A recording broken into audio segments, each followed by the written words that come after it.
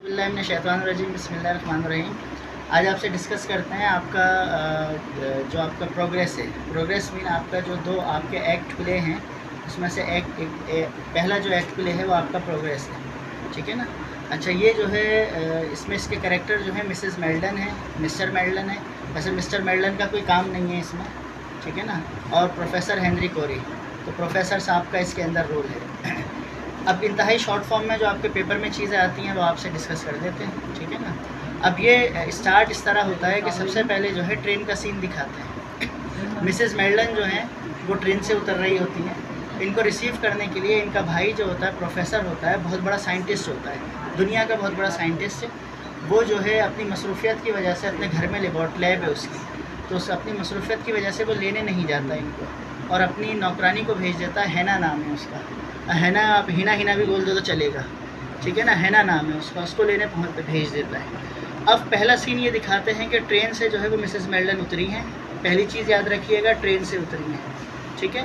जब उतरी हैं, उतरने के बाद चारों तरफ देखती हैं कौन लेने आया, तो उनको अपना भाई नज़र नहीं आता और उनको उम्मीद भी यही थी कि मेरा भाई लेने नहीं आएगा, ठीक है। अच्छा, अब वो काले कपड़े पहनी हुई होती हैं, ठीक, ब्लैक ड्रेस में वो उतरती हैं और जितना मुझे याद है मेरे ख्याल में साड़ी पहनी हुई होती हैं, ठीक है ना, ब्लैक। तो कलर आपने याद रखना है कि वो काले कपड़ों में उतरती हैं। अच्छा, अब जैसे वो नौकरानी को देखती है कि नौकरानी लेने आई है, वो उससे पूछती है मेरा भाई क्यों नहीं आया लेने, तो वो खामोश हो जाती है, वो ज़्यादा जवाब नहीं देती है और ये कह देती है बिज़ी हैं। तो वो उसके दिमाग में फ़ौरन यही बात आ जाती है कि जो है मुझे यही उम्मीद थी अपने भाई से कि वो जो है वो मुझे लेने नहीं आएगा और वो अपने काम में बिज़ी होगा और उसे आज का दिन याद भी नहीं होगा कि आज कौन सा दिन है। कम से कम अगर उसे याद होता तो वो आज मुझे लेने ज़रूर आता। इसी तरह वो सीन कट होते हैं। फिर उसके बाद वो घर पहुंच जाती है और अपने भाई से मिलती है। जब भाई से मिलती है तो भाई उसको जो है वो वेलकम करता है और वेलकम करने के बाद वो अपने भाई से पूछती है कि तुम मुझे लेने क्यों नहीं आए। उसने कहा तुम्हें पता है, ओहो मेल्डन तुम क्या हो गया तुम्हें, मैं इतना मसरूफ़ इंसान हूँ, मैं एक साइंटिस्ट हूँ, क्या मैं तुम्हें ट्रेन पर लेने आऊँ, मेरी ज़िंदगी इतनी मसरूफ़ है, मैं एक बहुत बड़ी इन्वेंशन कर रहा हूँ, मैं दुनिया की ऐसी इन्वेंशन कर रहा हूँ कि दुनिया जो उससे हिल के रह जाएगी। और वो कहती है कि तुम्हें क्या ये बात याद नहीं है कि आज कौन सा दिन है और मैंने अच्छा तुम्हें पता है मैंने आज काले कपड़े क्यों पहने हुए हैं। तो अपने जज्बात का इजहार करती है कि मैंने काले कपड़े क्यों पहने हुए हैं। तो वो कहते हैं क्या हो गया मेल्डन तुम्हें, मैं क्या ऐसी फजूल बातें याद रखूँ कि तुमने काले कपड़े क्यों पहने हैं, मेरे लिए इस बात की कोई अहमियत नहीं, तुमने क्यों पहने हुए हैं। वो अफसोस का इजहार करती है। वो कहती है कि अफसोस है कि तुम्हें आज ये बात याद नहीं कि आज मेरे लिए समझना कि मेरे बेटे की बरसी है। इनके बेटे का नाम एडी है, ठीक है। एडी जो है वो आर्मी में था, कैप्टन था और सीने के ऊपर एक शेल लगा था, उसकी वजह से इसकी डेथ हो गई थी। यानी बम इसके ऊपर लगा था, सीने पे चेस्ट पे आके लगा था, उसकी वजह से इसकी डेथ हो गई थी। ये कहती है मैं तुम्हें याद नहीं कि मैं और मेल्डन, मिसेस मेल्डन है ना, तो मिस्टर मेल्डन और मैं बहुत खुश थे जब पहली दफ़ा हमारा बेटा जो है क्रिकेट के मैदान में गया था और इसने क्रिकेट खेलना शुरू करी तो इसने सबसे पहले 10 रन बनाए थे। ये भी आपके MCQs में आता है, 10 रन बनाए थे। दूसरा ये आता है कि उसने काले कपड़े पहने हुए थे, ठीक है ना। तो हम बहुत खुश थे जब उसने 10 रन बनाए थे। अच्छा, फिर उसके बाद आर्मी में कैप्टन लगता है, कैप्टन लगने के बाद इसकी डेथ हो जाती है। डेथ होने के बाद ये मिसेस मेल्डन के लिए बहुत बड़ा सानिया होता है और जिस दिन ये आती है वो उसकी डेथ का दिन होता है, ठीक है ना। तो वो प्रोफेसर कहता है कि क्या हो गया तुम्हें, ऐसी फजूल बातें याद हैं, ज़माना गुजर गया, अब इस बात को अपने आप भी याद रखा हुआ है। तो वो कहती है कि ये एक माँ के लिए बहुत अहमियत का दिन होता है कि उसके बेटे का जो है डेथ हुई है। मैं कैसे भूल सकती हूँ कि मेरा बेटा मर गया और उसके कुछ टाइम बाद इसका शौहर भी मर गया।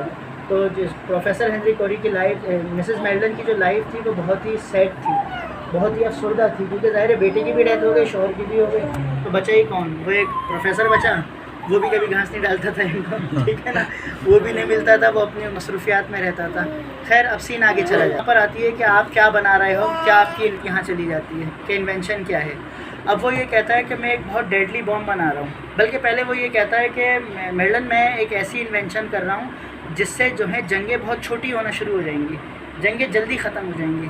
तो मेल्डन बहुत खुश होती है, वो बहुत खुश होकर कहती है कि तुम क्या चीज़ ईजाद कर रहे हो, मैं बहुत खुश हूँ इस बात पर कि जंगें छोटी हो जाएंगी। क्या तुम्हारी इन्वेंशन के बाद जंगें होना ख़त्म हो जाएंगी? जिस तरह मेरा बेटा शहीद हुआ जंग के अंदर, उस पर बॉम्ब लगा आकर, शेल लगा, वो शहीद हुआ, तो जितनी तकलीफ़ मुझे हुई क्या और माओं को ये तकलीफ़ नहीं हुआ करेगी और माएँ इस दुख और गम से निकल जाएंगी? तो वो कहता है ओहो मेल्डन तुम्हें क्या हो गया, तुम क्या फजूल सोचने लगी हो, मैं एक बम बना रहा हूँ मेरा मतलब ये है जंगें छोटी होने का मतलब ये इतना डेडली बॉम्ब है, जैसे एटम बम समझ लें कि ये बड़ी बड़ी जंगों पे जब मारा जाएगा तो इतनी तबाही मचेगी कि जंगें बहुत छोटी हो जाएंगी, मतलब एक बेटा के हज़ारों बेटे मर जाया करेंगे, ठीक है ना। अच्छा, और अब आपके पेपर में आता रेवोल्यूशन ऑफ प्रोफेसर हेनरी कोरी, यानी उसका मकसद क्या था, इसका बम बनाने का रेवोल्यूशन क्या थी उसकी जो बना रहा था। तो उसकी रेवोल्यूशन के लिए आप ये लिखेंगे कि प्रोफेसर हेनरी कोरी का मकसद ये था कि ये बम बनाने के बाद जो है ब्रिटिश गवर्नमेंट को ये बेचेगा, सेल करेगा, अपनी मुँह मांगी पैसे वसूल करेगा, और मुँह मांगे पैसे वसूल करेगा और दुनिया का अमीर तरीन इंसान बन जाएगा, और दुनिया का मैं वाहिद इंसान हूँ जो ये बम बना रहा हूँ। अब मेल्डन जब इससे पूछती है कि पहली बात तो उसे बहुत हर्ट होती है कि ये बम बना रहा है, जितनी तकलीफ़ मुझे हुई वो मेरे बहुत सारे, जिस तरह मुझे हुई तो बहुत सारी माओं को भी इस तरह तकलीफ़ होगी। तो होता ये है कि वो थोड़ा सा अपने दुख को जो है कंट्रोल करती है, और कंट्रोल करने के बाद जो है वो ये कहती है, प्रोफेसर से पूछती है, एक समझ लो एक क्लेवर अंदाज में, चालाकी के तौर पर पूछती है, अच्छा प्रोफेसर क्या तुम वाकई दुनिया के वाहिद इंसान हो कि जो इतना बड़ा बम बना रहे हो और दुनिया में किसी को नहीं पता? क्या ये फार्मूला किसी और को नहीं पता? वो ब्रिटिश गवर्नमेंट किसी और से पैसे ले लेगी, तुमसे क्यों लेगी? तो वो ये कहती है मेल्डन कि जो है वो मैं दुनिया का वाहिद इंसान हूँ जिसको ये फार्मूला पता है, ठीक है ना, मैं दुनिया का वाहिद साइंटिस्ट हूँ जिसे फार्मूला पता है। अच्छा तो क्या तुमने ये फार्मूला किसी और को बताया है? तो वो कहता है कि नहीं, मैंने आज तक ये फार्मूला नहीं बताया, ये सिर्फ मुझे ही पता है। तो वो मेरे ख्याल में वो बैठकर सेब खा रही होती है, सेब छुरी उसके हाथ में होती है और सेब छिल रही होती है। तो जब वो इस चीज़ की श्योरिटी कर लेती है कि इसका फार्मूला सिर्फ इसी को पता है, किसी और को नहीं पता, तो वो आहिस्ता से पीछे छुपा के जो है नाइफ़ को, खंजर को, चाकू को लेकर आती है, और जब उसकी इस बात की श्योरिटी हो जाती है कि ये इसके पास जो पेपर मौजूद है यही वो डेडली बम का फार्मूला है, तो वो अपने बच्चे की याद में जो है अपने भाई की कुर्बानी देती है और आकर उसका मर्डर कर देती है, ठीक है ना। तो इस तरह प्रोफेसर साहब की जो है वो डेथ हो जाती है। वैसे भी जो है वो छोड़ो, वीडियो चल रही है, ठीक है ना। तो ये पूरी स्टोरी, इसमें मेजर क्वेश्चन क्या है, मिसेस मेल्डन कौन है, उनका बैकग्राउंड क्या है, उनका बेटा कौन है एडी, जो अभी मैंने आपसे पूछा, difference between the AD and Albert, ठीक है ना। तो ये हमारी स्टोरी जो है यहाँ पर वहीं ख़त्म।